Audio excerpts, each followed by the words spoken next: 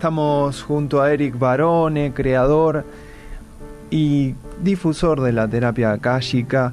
Ha escrito más de 80 libros y ha creado un puente entre la lógica y la magia. Lo tengo aquí sentado el día de hoy, aquí en la mesa del portal. ¿Cómo estás, Eric? Bien. Bienvenido nuevamente. Gracias. Hoy vamos a estar haciendo un abordaje sobre hipnotismo, control mental y la meditación.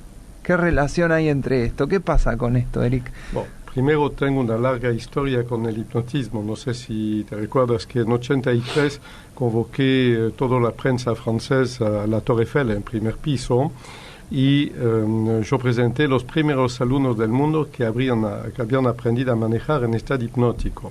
Fue un escándalo nacional, tan gran escándalo que yo me recuerdo que me convocaron en el Ministerio de Transporte y me amenazaron, menos con una pistola sobre la mesa, de todas las encuestas posibles e imaginables si yo lanzaba oficialmente en Francia. ¿Por qué?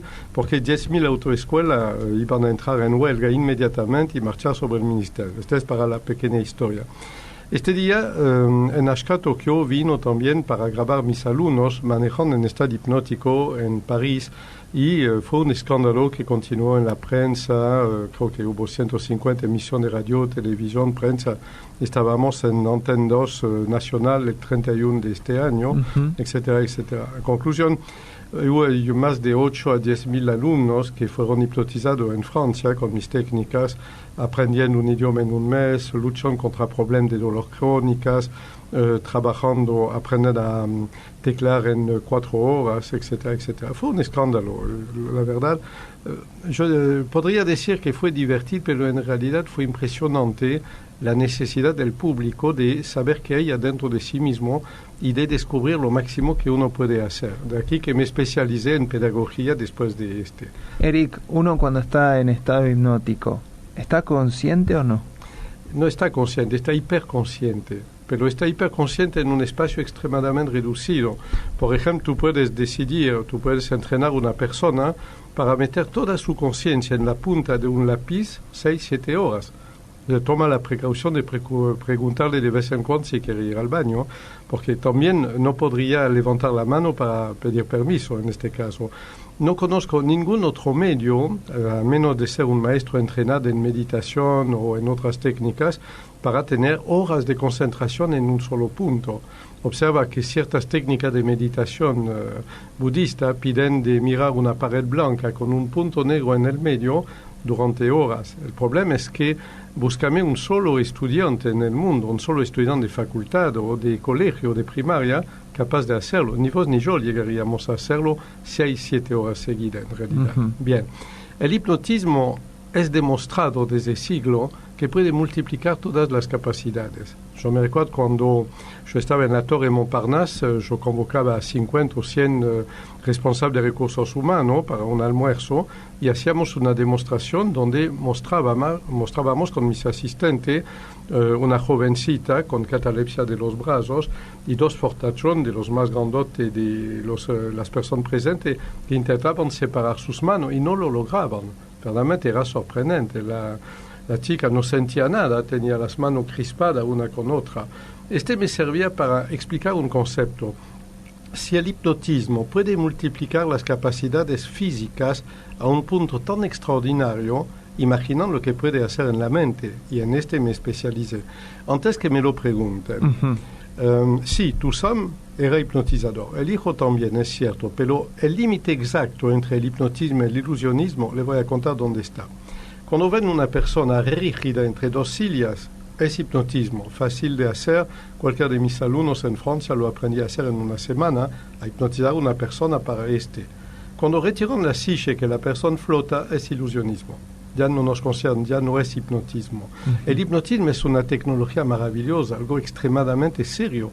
Tenemos centenas de páginas de análisis científicas sobre el hipnotismo y la psicosomática, y de yo aviso que va a aparecer el año que viene una primera aplicación de Internet presentada por un médico y un psicólogo, terapeuta akáshico, que permite autohipnotizarse en forma automática con la app descargable en tu celular y conseguir efecto psicosomático. Pero son ellos que lo presentaron desde la Fundación Sanar Sin Fronteras. Bien, Eric, lo hablaremos en su momento. En cuanto a lo que es hipnotismo en sí, ¿uno lo puede usar para curarse de algún tipo de patología?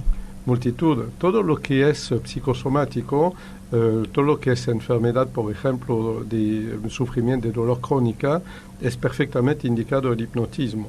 Sí, absolutamente. Pero yo insisto que mi especialización es la pedagogía, es decir, aprender en estado hipnótico. Y tuvimos miles de personas que aprendieron un idioma en un mes, o el chino, el ruso, el árabe en 2 meses, etc. Pero ojo que es 1/3 del problema, porque la gran pregunta de hoy es hipnotismo, control mental, meditación, ¿cuál es la relación? Bien. Obviamente yo enseñé el control mental a miles de personas en el mundo, todavía yo continúo de hacerlo.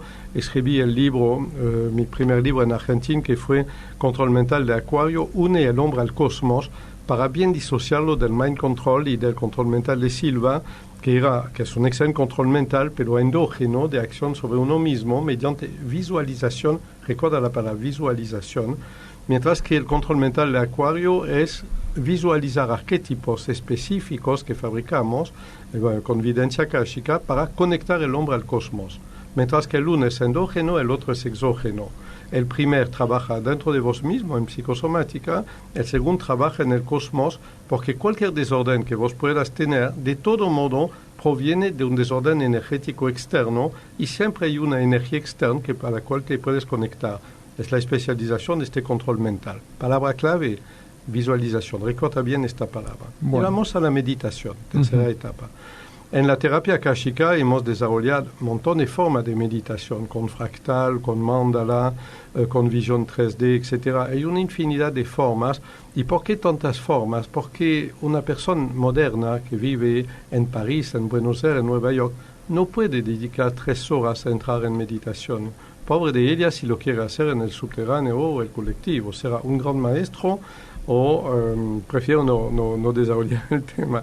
Lo que quiero decir es que tenemos 5 minutos, tenemos 10 minutos, tenemos 7 minutos, no 2 horas. Y por esto hemos creado meditación relámpago de alto impacto. Pero ahora la palabra clave es meditación. Recuerda bien, primera palabra clave, visualización. Segunda, meditación.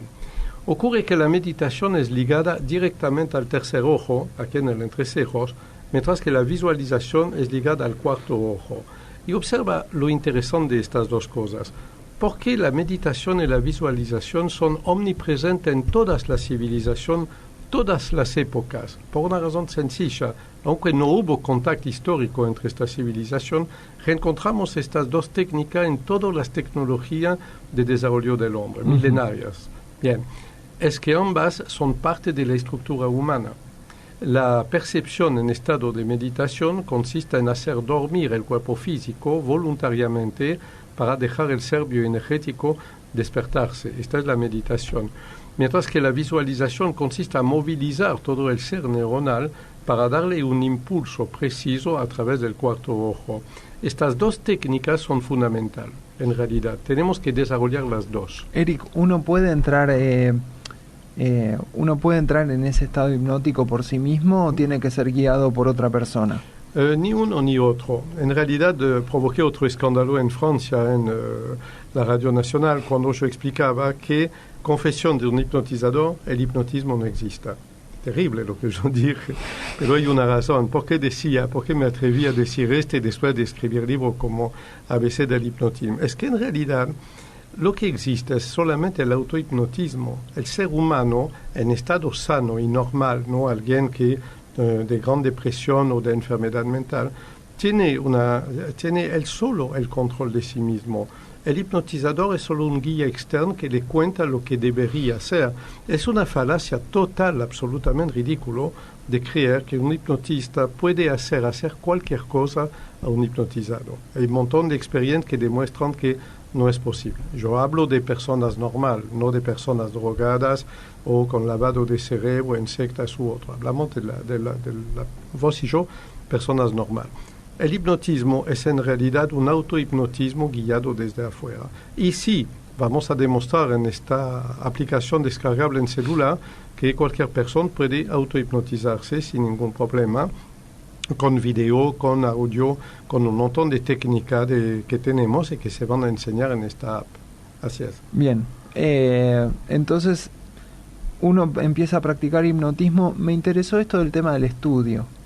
Uno puede concentrarse mejor con la técnica. Es que observa bien, es lo que yo iba a explicar, la relación entre por qué control mental, por qué visualización, por qué meditación y todo esto. Yo contesto a tu pregunta en forma indirecta. No hay control mental que no sea un acto de guía hipnótica. No hay meditación que no sea un autohipnotismo. Hablamos de estados mejorados de la conciencia, no estados alterados de la conciencia. Y observa bien la cosa extraordinaria. La meditación, para nosotros en pedagogía, está ligada directamente a la memorización y ligada a la síntesis. Todo esto es particularmente ligado al ser bioenergético, que es uno de los grandes temas de la terapia akáshica.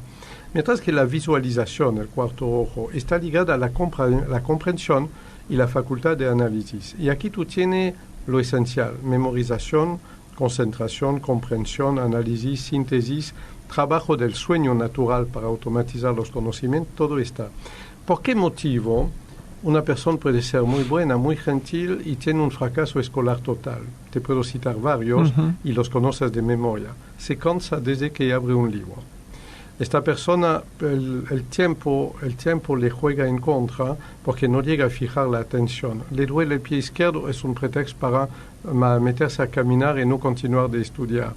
Uno diría, cuando estamos en la época escolar podíamos hacerlo, ¿por qué no de adulto? Porque de adulto tenemos miles de otras preocupaciones y sobre todo la convicción que no podemos aprender más rápido que en la escuela. Y es como hace mucho que olvidamos la escuela, nos creemos totalmente incapaces. He demostrado que gente de 70, de 80 años pueden con el hipnotismo reencontrar sus capacidades mentales de los 40 a 50. He demostrado que gente de 40 a 50 años pueden aprender igual o más rápidamente que cuando estaban en el colegio.